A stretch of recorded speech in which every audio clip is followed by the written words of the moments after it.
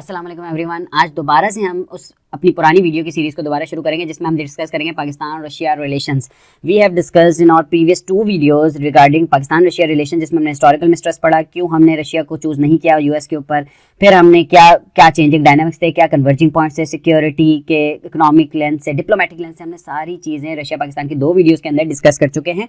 Now we are further explaining these 2 countries relations with each other, जिसमें हम अब start करते हैं। सबसे पहले देखेंगे किस तरीके से आज हम इसको थोड़ा डिफरेंटली एक्सप्लेन करेंगे। बातें सेम है लेकिन विद सम डिटेल्स। अच्छा, एक यूनिक रिलेशनशिप है। क्यों यूनिक रिलेशनशिप है पाकिस्तान और रशिया का, हम देखेंगे। यूएसएसआर ने पाकिस्तान को आज तक सपोर्ट नहीं किया यूएन रेजोल्यूशन के अंदर। ठीक है, सिंपल। क्यों? क्योंकि एक हिस्टोरिकल मिसट्रस्ट रहा है जो कि हम पहले डिस्कस कर चुके हैं। ठीक है, ये बात तो समझ आ रही है। U2 इंसिडेंट था, अफगानिस्तान का पूरा जो सिनेरियो हुआ था, फिर चाइना के इन्फ्लुएंस की वजह से पाकिस्तान से relation with Russia Aahista Aahista अच्छे होने लग गए। ठीक है, 2001 के अंदर ट्रीटी ऑफ फ्रेंडशिप साइन हुई रशिया और चाइना के अंदर, उसने इंपैक्ट किया पाकिस्तान और चाइना के रिलेशंस को। जैसे कि मैं पहले भी एक पॉइंट हाईलाइट कर चुका हूं कि चाइना फैक्टर बहुत इंपॉर्टेंट फैक्टर है। फिर इंडिया फैक्टर बहुत इंपॉर्टेंट है। ये भी हम इंट्रोडक्शन पढ़े ओवरऑल क्यों डायनामिक्स चेंज हो रही है, जो कि हम पीछे डिस्कस कर चुके हैं वीडियोज में। मैं दोबारा से उसको रिकॉल करवा रहा हूँ एक न्यू अंदाज में कि India factor Russia India side दे रहा है वेस्ट की, क्योंकि वो वेस्ट की जो पूरी कंटेनमेंट ऑफ चाइना की पॉलिसी है जिसमें नेशनल सिक्योरिटी स्ट्रेटजी आ जाती है, तो उसकी वजह से रशिया का टिल्ट अब एशियन स्टेट्स की तरफ आ रहा है। उसके ऊपर पूरा एक आर्टिकल आया था फॉरेन अफेयर्स में, एशियन सेंचुरी, मेरे ख्याल में पराग खन्ना का वैसे एक बुक है एशियन के ऊपर, एशियन सेंचुरी के ऊपर। आप देखेंगे पराग खन्ना एक बहुत फेमस राइटर है, फॉरेन अफेयर्स में उसने बहुत अच्छा आर्टिकल लिखा है इससे related. Asian Russia's Asia model या एशिया इस तरह कुछ इस तरीके से मॉडल है। तो उससे पता चल रहा है कि क्यों ये इंडिया फैक्टर भी इन्फ्लुएंस कर रहा है पाकिस्तान रशिया के रिलेशंस को। फिर आ जाता है US relations normalise with Russia. अब क्या सीन है कि as far as the US relations were strain, अब जब रशिया के पाकिस्तान के साथ रिलेशन अच्छे हो रहे हैं तो यूएस के पाकिस्तान के रिलेशन खराब होते हैं। तो ये बात मतलब हम पहले भी बहुत डिटेल में डिस्कस कर चुके हैं। अब सिमिलैरिटीज देख लेते हैं जो कि कन्वर्जिंग पॉइंट्स होते हैं। ऑब्वियसली हमें सारी बातें पहले से पता है लेकिन हम दोबारा से उसको गो थ्रू कर रहे हैं। सबसे पहली सिमिलैरिटी वॉर ऑन टेरर है, जो कि हमने पहले भी पढ़ा, टेररिज्म का इशू, जिसमें काउंटर एक्सरसाइजेस भी साथ साथ की हैं। अब यहाँ देख लेते हैं Uzbekistan plus central Asian republics के अंदर टेररिज्म का एक इशू चल रहा है जो कि रेलेवेंट रिलेट करता है विद टीटीपी के इशू के अंदर। जो उज्बेकिस्तान की एक मूवमेंट है UIT, पता नहीं कोई है वो हम देखेंगे बाद में। Russia's involvement in the terrorist controlling के अंदर रशिया की बहुत ज़्यादा इन्वॉल्वमेंट रही है, और टेररिस्ट ऑफ फ्रेगना वैली भी उन्होंने manifestation in the counter terrorism drills, जो कि मैंने बताया 2016 के अंदर हुई थी, ऊपर वाली वीडियो में मैंने एक्सप्लेन किया, उसका नाम ये रखा था इन्होंने, कि जिसमें पाकिस्तान और रशिया ने दोनों ने ड्रिल्स की थी, एक्सरसाइज की थी काउंटर टेररिज्म के लिए, टेररिज्म को कंट्रोल करने के लिए इन अफगानिस्तान, इन ओवरऑल रीजन जो हमारा सेंट्रल एशिया का रीजन है। ठीक है, पहला तो हो गया वॉर ऑन टेरर, ये बात क्लियर, पहले भी हम पढ़ चुके हैं, हो गया। दूसरे नंबर पर growing tilt of India towards US, ये बात भी पीछे बहुत डिटेल में डिस्कस कर चुके हैं कि इंडिया के टाइज रशिया के साथ तो चल रहे हैं लेकिन उसने साथ में अपने आप को यूएस के साथ भी अलाइन कर लिया, वो पूरी डिटेल्ड है। अब इसके अंदर एक रेलेवेंट आर्गुमेंट ये है कि उनका रशिया के हिसाब से, चाइना उसके हिसाब से, इंडिया के हिसाब से रशिया क्या करता है, टेक्नोलॉजिकल असिस्टेंस नहीं करता, टेक शेयर नहीं करता, नॉलेज शेयर नहीं करता, इंडिया की कैपेसिटी को इंक्रीज नहीं करना, सिर्फ अपनी इम्पोर्ट्स को मतलब एक्सपोर्ट्स को इंक्रीज कर रहा है रशिया इंडिया को सिर्फ वेपन सेल करता है, एनर्जी सेल करता है, कोई उनकी अपग्रेडेशन नहीं कर रहा।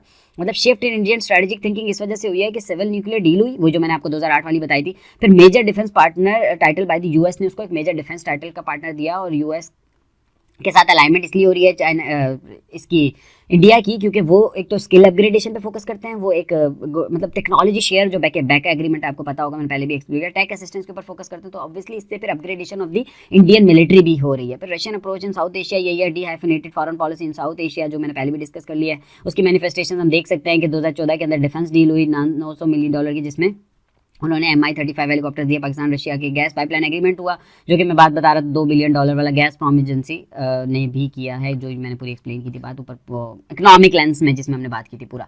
तो उसमें ऑब्वियसली पूरा ग्रोइंग टिल्ट ऑफ इंडिया वाला भी आ गया, इसको आप इकोनॉमिक से भी अलग भी कर सकते हैं। ठीक है, फिर आगे पाकिस्तान रोल एंड UN जो मैंने पहले डिप्लोमेटिक वाला पॉइंट हाईलाइट किया था, तो वही चीज़ें एक्सप्लेन कर रहे हैं विद डिफरेंट डायमेंशंस के। 21st सेंचुरी में क्या हुआ, 3 दफ़ा क्या किया, पाकिस्तान के ऊपर प्रेशर एक्सटेंड किया रशिया ने, डायरेक्टली और इनडायरेक्टली। ठीक है, ऑब्वियस है। फिर 2013 के अंदर, मतलब वो तीनों मैनिफेस्टेशन क्या थी, 2013 के अंदर सीरिया के अंदर जो ह्यूमन राइट्स की वॉल्यूशन थी, रशिया ने सपोर्ट किया था, मतलब पाकिस्तान ने एब्सटेन किया था, मतलब रिजेक्ट नहीं किया था। फिर क्राइमिया के केस के ऊपर पाकिस्तान ने एब्सटेन किया, और फिर UN के इंसिडेंट 2022 के अंदर भी पाकिस्तान ने एब्सटेन किया। तो ओवरऑल पाकिस्तान की कन्वर्जेंस जो हो रही है यूएस रशिया के साथ, उसकी पीछे एक मैनिफेस्टेशन हमें शो हो रही है कि पाकिस्तान ने इन तीनों इंसिडेंट के अंदर रशिया को निगेट नहीं किया, रशिया को मतलब वो नहीं किया, और उसने अपनी रेजोल्यूशन से ही एब्सटेन कर दिया और कंडेम नहीं किया तीनों केसेस के अंदर। ठीक है, Pakistan economy plus political polarisation क्या करती है, not to support Russia and it's understandable by the Russia. Simple बात ये हो रही है कि पाकिस्तान के अंदर जो इकोनॉमी की कंडीशन है, क्योंकि वो डिपेंड करती है यूएस के ऊपर, फिर पोलराइजेशन भी इस तरह की चल रही है कि उसकी वजह से पाकिस्तान डायरेक्टली कन्वर्ज नहीं कर सकता है किसके साथ, रशिया के साथ, और ये बात रशिया को पता है। तो सिंपल मेन 3 सिमिलैरिटीज हो गई, 4 कह लें इसको, इकोनॉमिक्स भी बीच में डालें। फ्यूचर प्रोस्पेक्ट्स क्या हो सकते हैं, सिंपल वो हम देख चुके हैं, लेकिन उसको दोबारा डिटेल में देख रहे हैं। ऑयल एंड गैस, जिसको आप एनर्जी सिक्योरिटी कह लें, ठीक है, एनर्जी सिक्योरिटी, ठीक है। Russia larger producer of oil and gas, हमें पता है। जो 2 कंपनीज उसकी सबसे बड़ी है, गैसप्रॉम और रोजनेफ्ट एक company. Facilitated Pakistan offshore context में, तो पाकिस्तान को फैसिलिटेट किया है। इनकी शिपिंग कैरियर्स भी बहुत ज़्यादा होते हैं। फिर offshore Karachi to Rawalpindi gas pipeline इन्होंने साइन किया गैसप्रॉम ने, मैंने आपको पहले ही बताया, $2 बिलियन वाली। 2015 से 2022 के अंदर no such development because of the US pressure. Simple obvious सी बात है कि इसके अंदर हमारी एडवांसमेंट नहीं हुई, क्योंकि यूएस जाहिर है इन्फ्लुएंस करता है। यूएस दोनों एक तरफ तो जाने नहीं देगा, पाकिस्तान की इकोनॉमी बहुत डिपेंडेंट करती है, एक्सपोर्ट्स डिपेंड करती हैं। Ukraine war impacted Jio politics of the world plus Jio economics. Ukraine war के बाद ये सारी डायनामिक्स चेंज होने लगे और पाकिस्तान अपनी 80%, सिंपल कॉन्सेप्ट ये बता रहा हूँ कि पाकिस्तान 80% एनर्जी अपनी इंपोर्ट कराता है। तो उसके पास एक प्रोस्पेक्ट है, जो कि हम प्रोस्पेक्ट देख रहे हैं ना, ऑब्वियसली फ्यूचर प्रोस्पेक्ट, तो हम चीप एनर्जी ले सकते हैं रशिया से।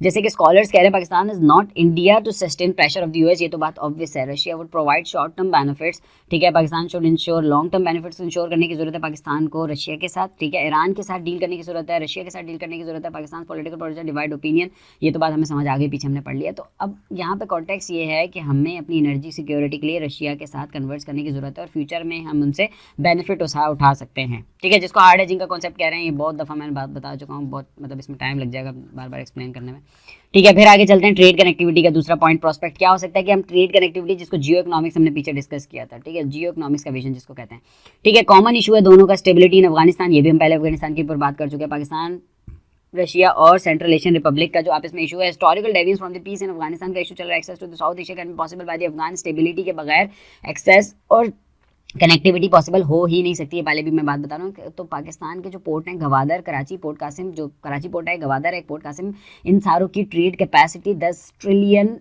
तक पे ट्रेड की पॉसिबिलिटी हो सकती है अगर वो पाकिस्तान किसको फैसिलिटेट करे, रशिया, चाइना और सेंट्रल एशियन रिपब्लिक को। ये सारी चीज़ें पोटेंशियल शो करती हैं, लेकिन क्या बात है कि हमने कभी यूटिलाइज ही नहीं किया, हमने कभी कनेक्टिविटी नहीं रखी।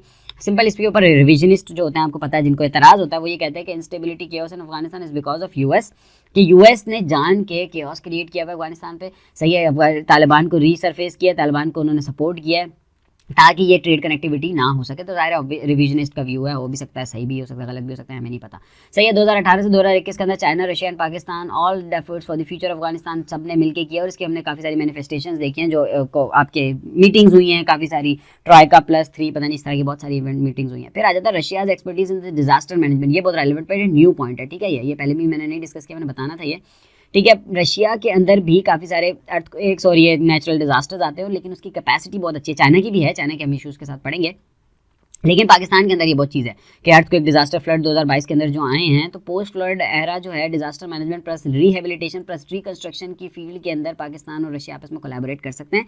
$20 बिलियन, ये तो अभी एक्सपेक्टेड था, हमें तो नुकसान 30 बिलियन का हुआ है। PDNA की रिपोर्ट के हिसाब से, पोस्ट डिजास्टर नीड असेसमेंट की जो रिपोर्ट आई है, जो इंटरनेशनल ऑर्गेनाइजेशन तो सारों ने मिलकर की, 30.1 बिलियन का हमें लॉस हुआ है, ठीक है। फिर अब ये इस मामले में भी हम कनेक्टिविटी, रिकंस्ट्रक्शन, रिहेबिलिटेशन के अंदर रशिया के साथ कोलैबोरेशन कर सकते हैं।